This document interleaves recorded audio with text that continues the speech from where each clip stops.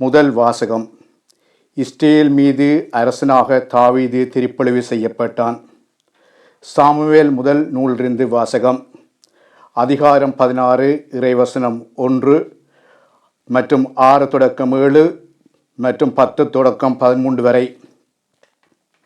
அந்நாட்களில் ஆண்டவர் சாமுவேலை நோக்கி, உன்னிடமுள்ள கொம்பை எண்ணெயால் நிரப்பிக் கொண்டு போ.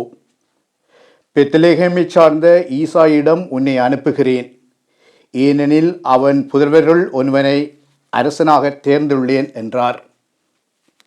ஈசாயின் புதல்வர்கள் வந்தபோது அவர் எலியாவை பார்த்தவுடனே, ஆண்டவரால் திருப்பொழிவு செய்யப்பட்டவன் இவர்தான் இருக்கும் என்று எண்ணினார்.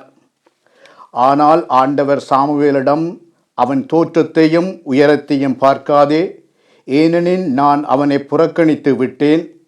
மனிதர் பார்ப்பது போல் நான் பார்ப்பதில்லை. மனிதர் முகத்தை பார்க்கின்றனர், ஆண்டவரோ அகத்தை பார்க்கின்றார் என்றார். இவ்வாறே ஈசாய் தாம் 7 புதல்வர்களை சாமுவேல் முன்பாக கடந்து போகச் செய்தார். இவர்களையும் ஆண்டவர் தேர்ந்து கொள்ளவில்லை என்றார் சாமுவேல். தொடர்ந்து சாமுவேல் ஈசாயை பார்த்து, உன் பிள்ளைகள் இத்தனை பேர்தானா என்று கேட்க, இன்னொரு சிறுவன் இருக்கின்றான், அவன் ஆடுகளை மேய்த்து கொண்டிருக்கின்றான் என்று பதிலளித்தார் ஈசாய். அதற்கு சாமுவேல் அவரிடம் ஆள் அனுப்பி அவனை அழைத்து வா, ஏனெனில் அவன் வரும் வரை நான் உணவருந்த மாட்டேன் என்றார்.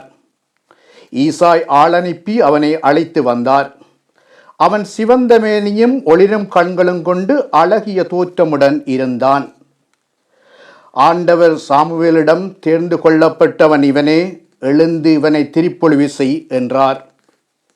உடனே சாமுவேல் எண்ணெய் நிறைந்த கொம்பை எடுத்து அவன் சகோதரன் முன்னிலையில் அவனை திருப்பொழிவு செய்தார்.